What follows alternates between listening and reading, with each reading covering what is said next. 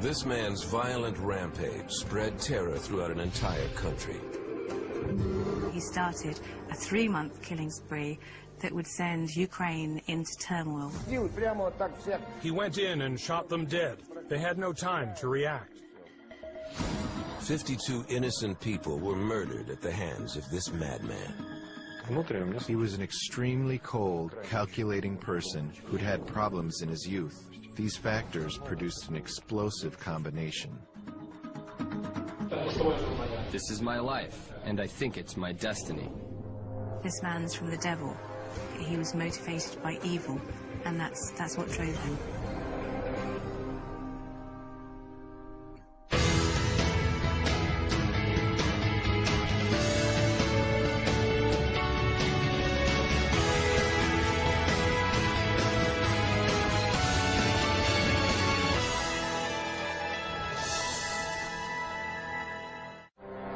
March 1996. People throughout Ukraine were living in fear. 40 people had been murdered without motive or reason. Police were baffled. They had no suspect, no leads. The unknown killer's hunting grounds were the small villages surrounding the Ukrainian capital of Kiev.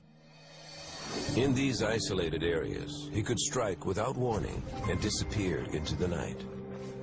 His brutal methods had earned him the nickname, the Terminator.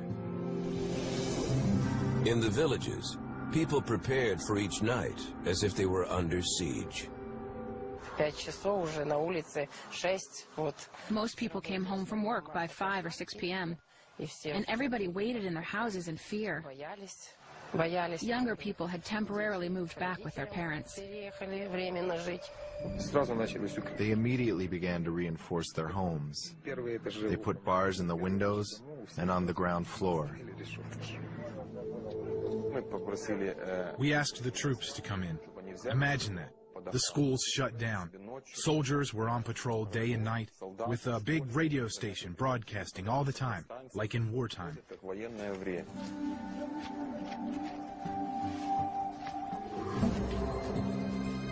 The terror was palpable. Villagers knew they were being hunted at random. Their entire family could be wiped out as they slept. The killer was known only by his chilling nickname. Anyone who came face to face with the Terminator was slaughtered.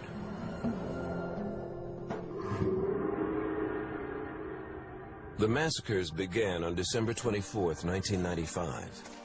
Under the cover of darkness, the killer crept into a home. He shot the husband and wife, and then strangled their 2 young children with his bare hands. He stole what he could carry, and then set their house ablaze to cover his tracks. 1 week later, another family was exterminated, their home robbed and burned to the ground.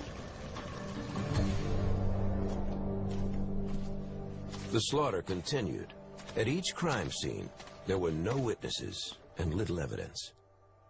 If anyone caught him as he was leaving, he would shoot them or knife them, depending on which was easiest for him. Police were certain there was a single killer behind all the murders. The Ukrainian government launched a sweeping manhunt. They dispatched the National Guard and placed 2,000 police investigators on the case. We had special teams of senior officers working in different capacities. We had officers in the field, around the clock, gathering information and working with operatives. Then, there were others in charge of strategy, who directed the ground operations. Villagers reported anything suspicious. On April 14th, a frightened resident called police with a tip. The caller said that he had seen a neighbor trying to conceal a shotgun as he left his apartment building. Police began investigating the suspect. It was quite risky because, on the one hand, there was no evidence. But what if it's him? What if it is this trained killer who shoots people dead on the spot, and our officers are only human? Police moved forward with extreme caution. The officers arrived in unmarked cars and blocked off exits to the suspect's building. They wanted to make sure there was no way for him to escape. They also had to avoid any chance of detection. We learned from their neighbors that our suspect was unsociable. He wouldn't open the door to strangers. It was Easter, and his fiancée went to visit her mother out of town. She had to return in the evening, and we hoped that when we rang, he'd think that it was her coming home. An investigator approached the door and knocked. A small, unassuming man with reddish-brown hair answered the door. He opened the door very calmly. He was expecting his family to be there, and it was the police. Investigators forced their way into the apartment. They asked for his identification papers. In an act of defiance, the red-haired man lunged for a pistol. Police quickly restrained him. Authorities noticed that the pistol was similar to one stolen from a crime scene. They checked the man's credentials. He was 36-year-old Anatoly Onoprienko. They searched the apartment. Its contents were like a map of the killing spree. And in the apartment is everything. All the evidence is there. Things from the crime scenes where he'd murdered people in different regions. Onoprienko proclaimed his innocence. He insisted the suspicious items belonged to a friend. Soon his fiancée, Anna, returned home. She maintained he was the kindest, most gentle partner she'd ever had, and the most loving stepfather to her 2 children. But as she continued talking with police, she couldn't deny the evidence that was mounting against Onoprienko. I started talking with his fiancée,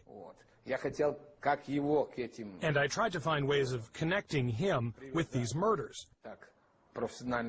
We were able to match dates. She would give us a date when he wasn't home for a day or two, and that date would correspond with the murders. Officers escorted Onoprienko to police headquarters, while investigators continued searching the apartment. By the end of the day, 122 articles belonging to the murder victims were recovered. Police also discovered the same kind of weapon used in the killings. Officers began interrogating their suspect. Was this the person responsible for slaughtering 40 people in 3 months? The same person who had terrified thousands? Soon, Anatoly Onoprienko would reveal his horrifying secrets.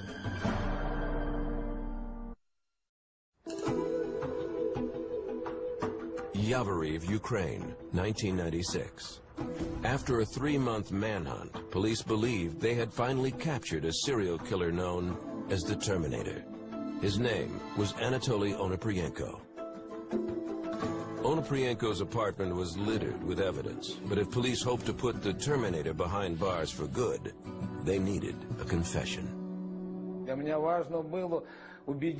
For me, it was crucial to make certain that it was him, to make sure that he can be tied to these killings. Investigators launched a grueling interrogation. Finally, Onoprienko cracked. His mind was a maze of horrors. He described his twisted thoughts in a taped confession. I was observing the victims, those who were already killed, how they were dying, or just how they were living the last minutes of their lives.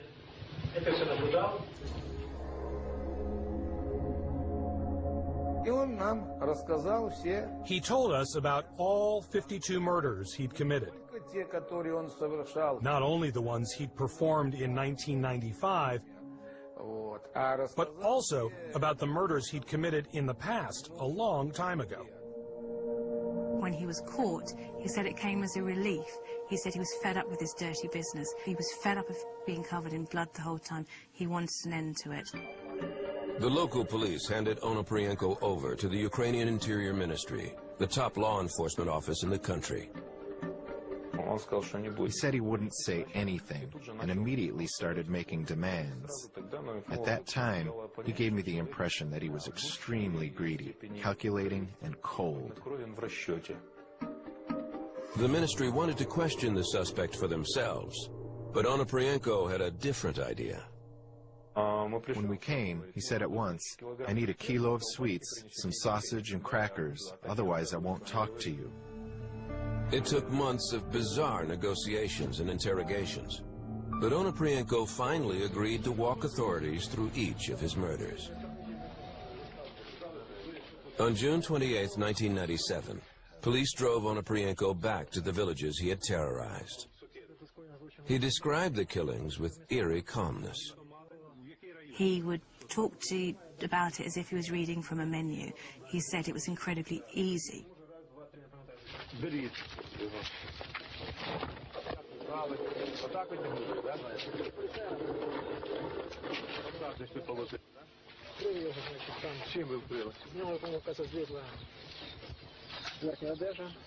Чоботи були зняті. По карманах ви шукали? Да, по карманах я шукав, знайшов у нього. Переворачували. Afterward, a panel of psychiatrists interviewed him. I hear voices, and I talk to those voices. Right now, I'm receiving some information about all of you.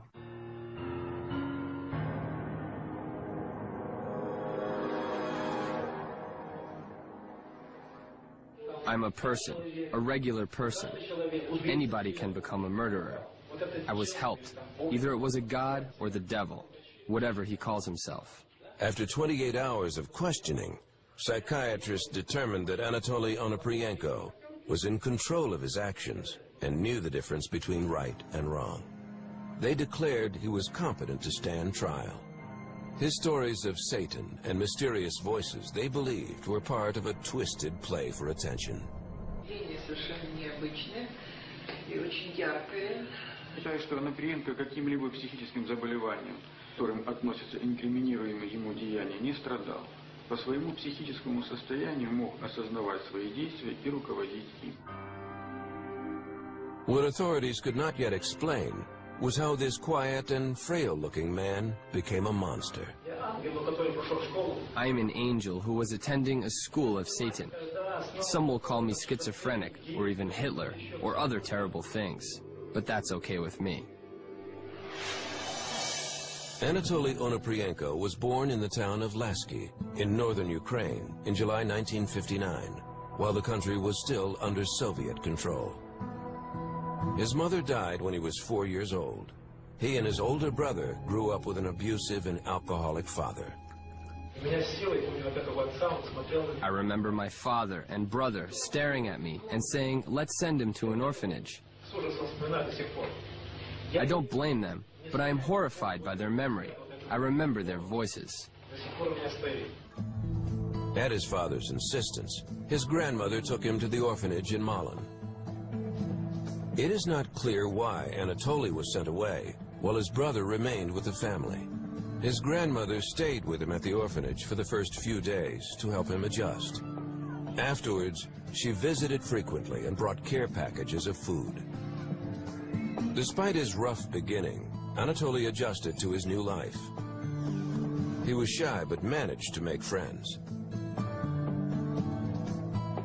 At the age of 14, he enrolled at the Malin College of Forestry. He took an interest in sports, but his passion for education began to slip. A few years later, his teachers became concerned about Anatoly's destructive behavior. He was drinking vodka, smoking, and stealing. Onoprienko left school in 1976 at the age of 17, hoping to find his calling. He joined the army, where he received firearms training. But instead of finding his purpose, Onoprienko felt ostracized. When I was 20, I called myself stupid because I couldn't understand people. If they were smart, then I must be stupid. After he was discharged, Onoprienko got a job on a cruise ship in the harbor of Odessa. He became adept at stealing money from cabins. He wanted to impress a string of casual girlfriends with trinkets and gifts.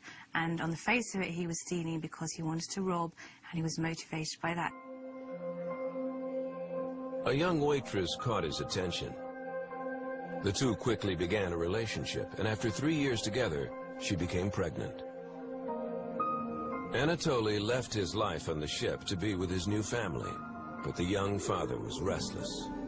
He soon left his girlfriend and newborn child and never tried to contact them again. He believed he had a unique destiny, and he felt compelled to find it on his own. Soon, murder would become his passion.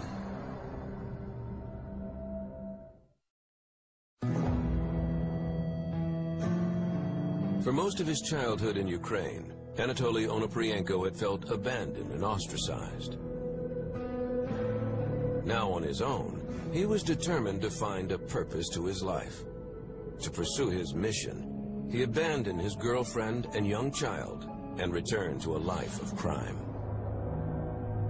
During most of the 1980s, Onoprienko searched for his calling, and he used stolen goods to bankroll his quest. Tough economic times in the region made it easier for Onoprienko to elude police. Onoprienko's criminal activity increased in 1989 at the peak of perestroika, when the USSR was collapsing and no one was responsible for anything.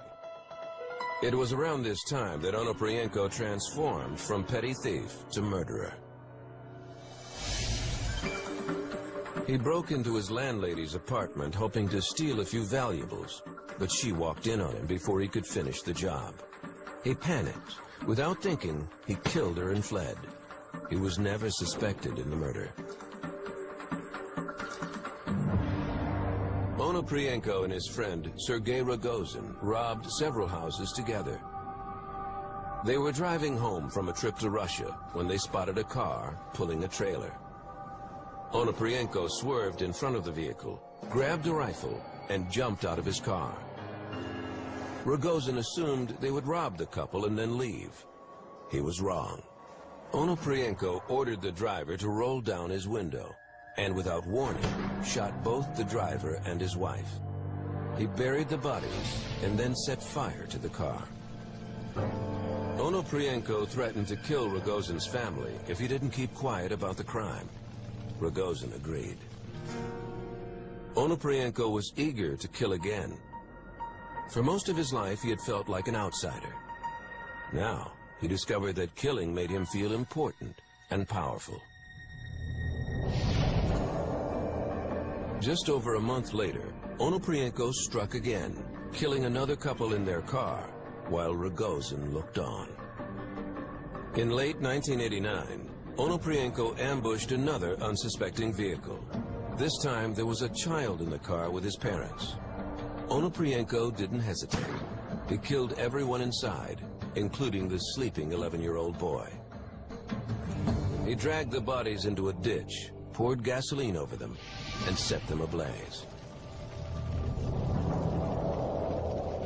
Then the murders suddenly stopped.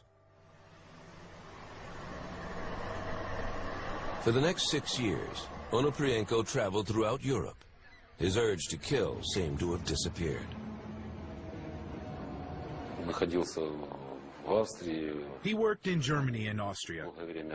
During our interrogation, we asked him if he had killed anyone there, and he denied it and said he had only committed a robbery. At the very beginning, I had an option to commit suicide and to stop this mission to kill.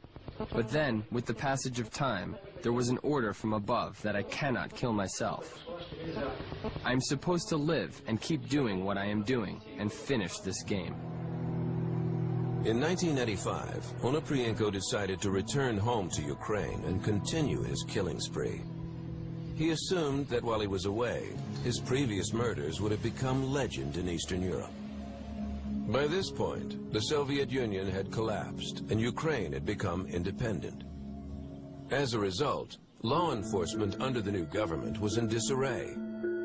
Police had never connected Onoprienko's roadside killings to a single gunman and weren't actively investigating the crimes. When he came back and realized that everything had been forgotten and no one was looking for him, he embarked on his second killing spree. Onoprienko moved from town to town while he plotted his next step. He traveled to a relative's house. He knew he'd find what he needed inside. His relatives, who were hunters, had come back from a hunt, left this gun, and went off to cook the fresh meat. He broke the door and stole some things, including the gun. He cut off the barrel of the gun to increase its destructive power. This time, he wanted people to remember his crimes. In the winter of 1995, armed with his new gun, Anatoly Onoprienko traveled to Odessa. He broke into the home of a 70-year-old woman, shot her, and set fire to the house. My main purpose wasn't to rob. My purpose was cruel. I can't explain it. My purpose was to threaten people and threaten the police and lead them in the wrong direction.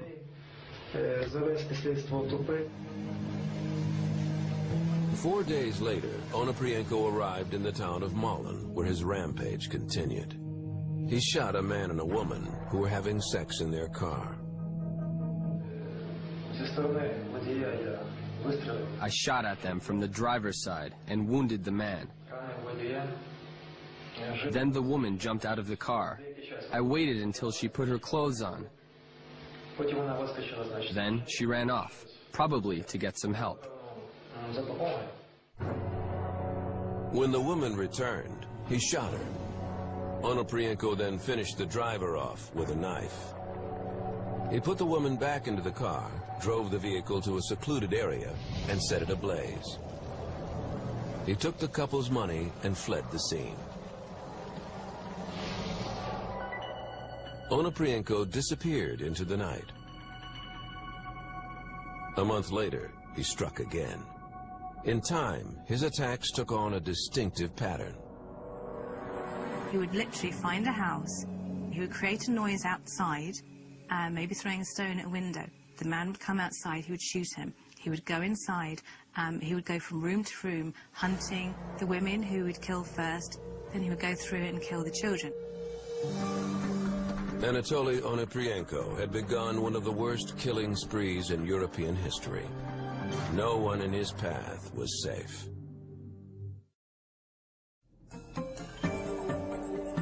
In 1995, Anatoly Onoprienko was on a mission to become Ukraine's most prolific serial killer. I started realizing that there was a plan for me. Something was giving me direction. He stalked his victims at night, but during the day, he appeared to be a soft-spoken man who was down on his luck. After moving about the country, Onoprienko settled in the village of Yavoriv to live with his cousin Pyotr and Pyotr's wife, Yelena. Ukrainians are very family-orientated, and it would be Pyotr's job to look after his cousin. At the time, he was happy to do it. It was only when Pyotr's wife, Lena, began to be suspicious of Onoprienko. She was slightly suspicious of the rifle that he kept under his bed. Yelena urged her husband to tell Anatoly to leave, but Pyotr felt guilty about turning his cousin out onto the streets. Instead, he decided to pawn Onoprienko off on a lovelorn young woman. Anna Kazak was a hairdresser who lived nearby. She was a divorced mother of two struggling to bring up her children. Pyotr thought the two would get along well. He also knew that Anna had a spare room. Her husband, who was an abusive alcoholic, had left her, and she was looking for a love affair and a meal ticket. Pyotr introduced them at a family party, and they hit it off immediately. Anatoly moved in within weeks and assumed the role of a loving family man. He told Anna that he was a traveling businessman. She suspected nothing when he left for days at a time. Not long after their first meeting, Onoprienko traveled to Malin. In Ukraine, families live in big in houses or farms. They live together as grandparents, 2 or 3 generations, and children altogether. Now, the winter of 1995 was one of the coldest in Ukraine's history. It was -40, there were lots of blackouts, there was lots of periods of time without electricity. Onoprienko used that to his advantage. The combination of large families living in blackout conditions meant that he could ambush a greater number of victims at one location. And in these remote villages, he was able to attack and then flee without being seen. On Christmas Eve 1995, Nikolai Zachenko and his family were sleeping soundly in their home. Onoprienko approached the dark house and used a ladder to peer through a window. He fired through the glass, killing Zachenko and his 3-year-old son who was sleeping beside him. Onoprienko then crawled through the window and advanced from room to room. Zachenko's wife pleaded with him, but Onoprienko showed no mercy. He stabbed her and then strangled their second child, a 3-month-old baby. Onoprienko torched the house to cover his tracks. When we arrived at the site, we discovered that the whole family had died violently. At the time, we didn't know the reason for the crime. We developed leads, examined a number of options. We considered burglary the main motive then. We thought it was homicide for purpose of robbery. 7 days later, on New Year's Eve, Onoprienko struck again. He told Anna that he had to go away on business and left for the village of Bratkovichi. He wandered the deserted streets until he came across a local forester. He cursed at me when I asked for money. I asked for some money a second time. He swore at me again. I shot him in the back near the heart. I pulled him to the side of the road. I searched him, took his money, keys, and took off his clothes. His night's work had just begun. Soon after, he noticed a man hanging curtains in his new home.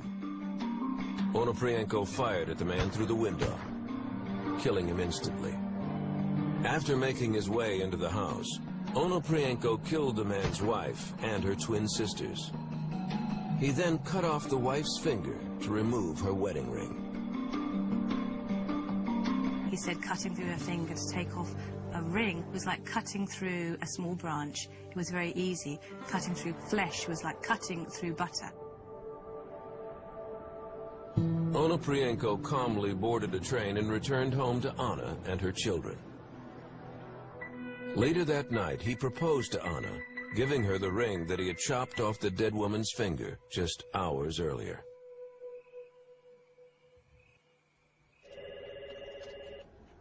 Over 200 miles away, at police headquarters in Kiev, officers scrambled to launch the second mass murder investigation within 2 weeks.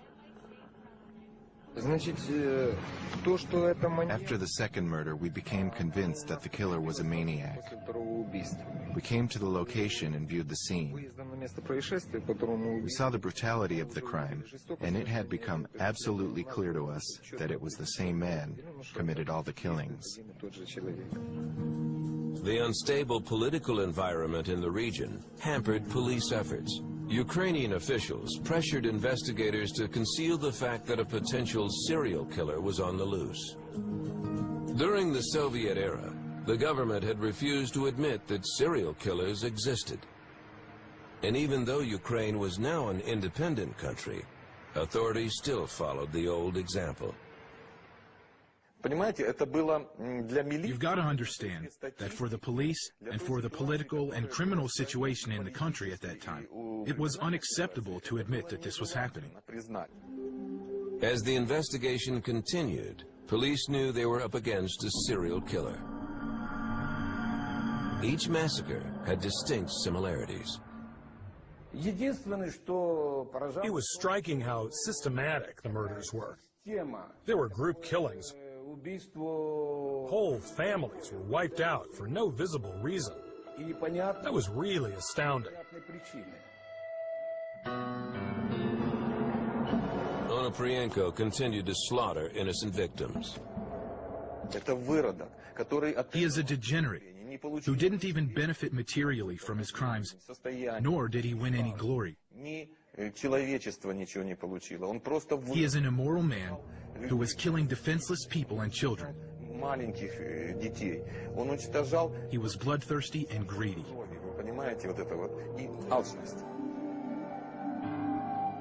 For investigators, catching this ruthless criminal became a desperate race against time. Each sunset meant the killer would have the chance to strike again.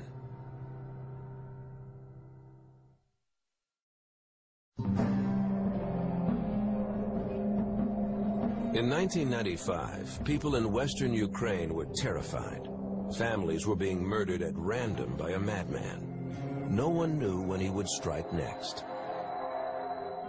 The killer was Anatoly Onoprienko, and he made the rural villages in his homeland his hunting ground.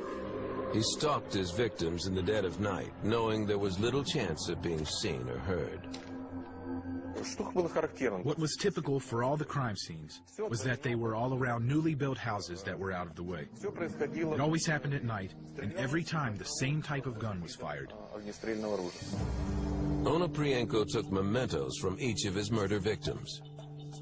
Stolen shoes, clothing, even an old tape deck became gifts for his fiancée and her 2 children.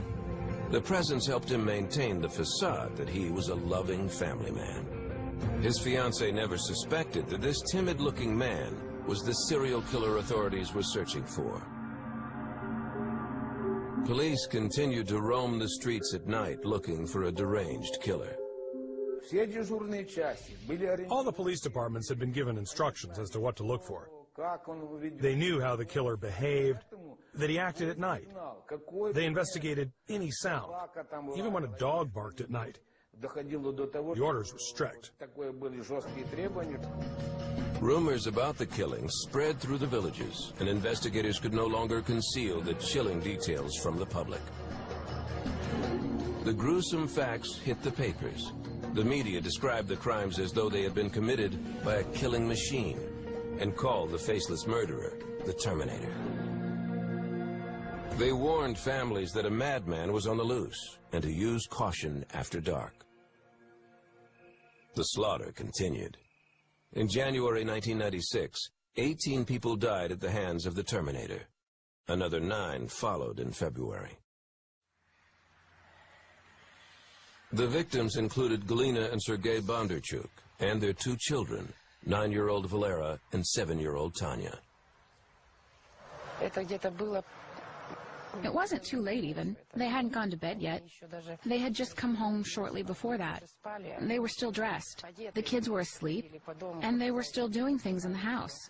When they finished, they locked up, they turned the lights off, and about half an hour later, they heard the window on the ground floor shatter.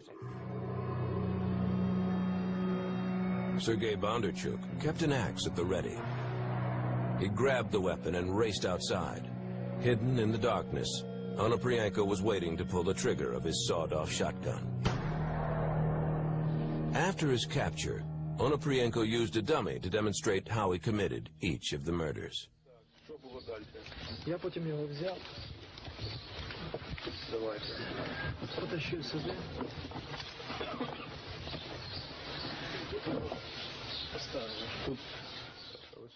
Onoprienko dragged Sergei's body away and waited for his wife, Galina, to come out to see what had happened. When she finally ventured outside, Onoprienko met her at the door. He pushed her inside. She turned away from him, and he killed her with 1 shot. Her death was the most gentle one. She fell down, and he started searching the house. Onoprienko found the children asleep upstairs.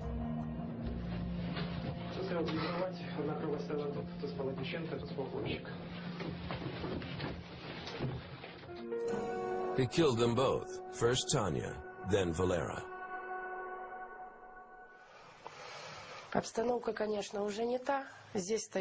We changed the room around. There used to be a fold-out armchair here. Tanya slept on it. That was Valera's bed. There was blood on the walls here. We've changed the wallpaper.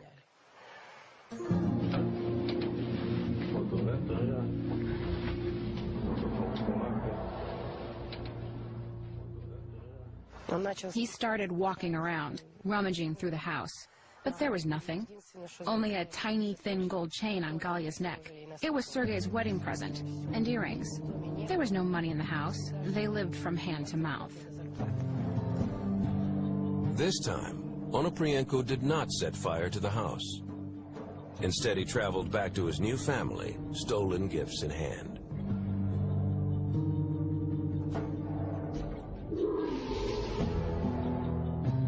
The body count had reached 38, and police could no longer keep panic from spreading throughout the villages. Investigators continued to hunt for clues at each new crime scene, but their work was becoming increasingly difficult. He'd always set the houses on fire. People saw the fire and came to fight it. There was no evidence left, only holes in the walls and cartridges. Eventually, police determined that the holes were made by shots from a hunting weapon, and only a certain type of gun could make those markings, a sawed-off shotgun. Authorities combed the surrounding villages searching for a match. Then, in April 1996, a concerned villager in Yavoriv told police about a man he'd seen with a sawed-off shotgun hidden in his bag. Police responded quickly. A group of 12 officers surrounded Onoprienko's apartment and moved in cautiously. They did not know if their suspect would try to flee or turn violent. Onoprienko put up a brief struggle, but officers were able to subdue him. Once authorities had him in custody, Onoprienko described how he shot, stabbed, and strangled his victims. He also described his lonely childhood in an orphanage. According to Onoprienko, he murdered children so they wouldn't spend their lives without a family. He said, I was an orphan myself, and since I had killed their parents, I decided that I should kill them instead of making them orphans. Experts suspected that Onoprienko lashed out at families as a way to seek revenge on his own parents for abandoning him. As the interrogations continued, Onoprienko confessed to murdering 40 people, including 10 children, in 3 months. He also admitted to killing 12 people in 1989. The reason he gave for his crimes was shocking.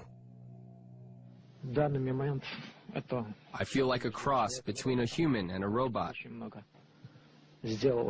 Most of my work was supposed to be done by robots.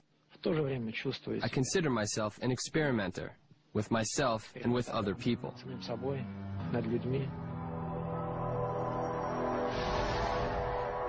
Finally, criminal psychiatrists agreed that Anatoly Onoprienko was fully competent and could stand trial. Onoprienko and his attorney had 99 volumes of evidence to review. I said, Anatoly, the trial's in 2 weeks' time, and there's a lot of serious work to do. Let's get to the point. I'm interested in one main thing. Have you really committed all the crimes you are charged with? Was any information added by investigators? He put up his hands and said, Ruslan, these hands are all covered with blood. All these crimes are mine.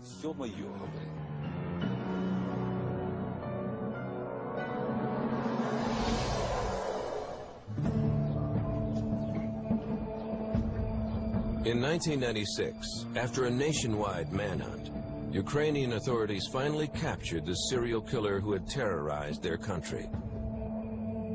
Anatoly Onoprienko had murdered 52 innocent people. The trial began on November 23, 1998, in the town of Zhytomyr, which had jurisdiction over several of the crime scenes. Family members of the victims flooded the courthouse, waiting to confront the man who had massacred their loved ones. І щоб не в оце суд не було такого суда, а розстрілювати на місці таких людей. Each day, he was escorted into the courtroom by 15 police officers and locked in a steel cage. The bars kept him from escaping, but they also separated him from the victims' families. When we were on our way to the courthouse, I can only speak for myself, but I felt like I would be able to tell him everything to his face, through the bars. Even if I was far away, he would hear. And when I entered, there was this sense of not fear. I can't even explain. It wasn't fright. It was horror. Most of the villagers had never seen nor heard Onoprienko before. Once they listened to him speak, the families understood why the media called him the Terminator. They're planning to punish me, but whether they shoot me or not, they will always remember me. Although psychiatrists had determined that he was sane, Onoprienko's behavior in court was bizarre. At one point, he said that he was a beast of Satan and was misunderstood by others. Prosecutors argued that he was only trying to manipulate the courtroom. He believed that the stronger the impression he managed to make on the public and on the courtroom, the better it would be for him, because he would be seen as an insane person.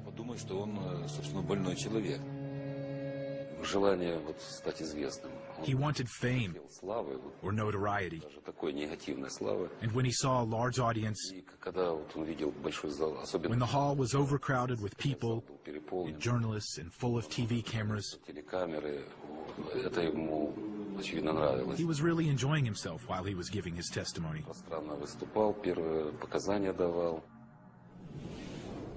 Also on trial was Onoprienko's old friend, Sergei Rogozin. Rogozin joined Onoprienko in the cage as attorneys outlined the 9 murders he witnessed in 1989. Rogozin claimed he did not take part in any of the murders. Onoprienko backed up his testimony. He could not afford to make an enemy out of Rogozin. Onoprienko knew that if he ever got out of prison, he would need friends on the outside to help him. This is why he never pointed to Rogozin and made every possible effort to make the court believe that Rogozin wasn't complicit at all. Rogozin was convicted as an accessory in the first 9 murders and sentenced to 13 years in prison. Onoprienko's trial for the remaining 43 murders continued. On March 31st, 1999, the judge found Anatoly Onoprienko guilty of 52 murders over a 6-year period.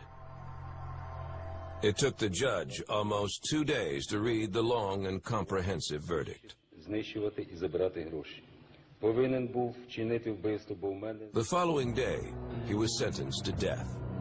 But because of changing laws in Ukraine, Onoprienko would not be executed. At that time, there was an unwritten moratorium on the death penalty in Ukraine, and death sentences were not carried out.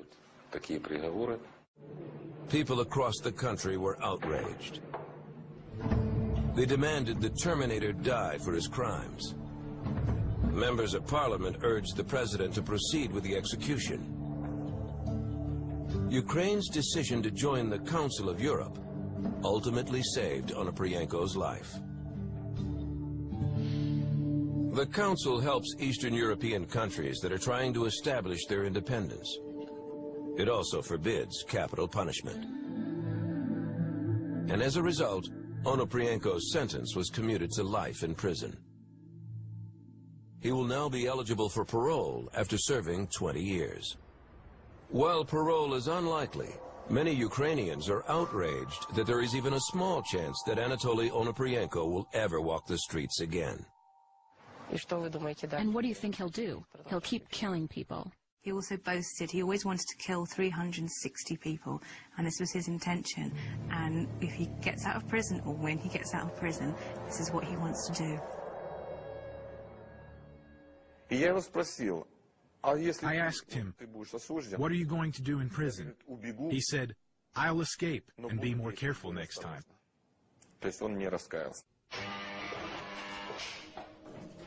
Today, Anatoly Onoprienko sits in a small cell in Zhytomyr.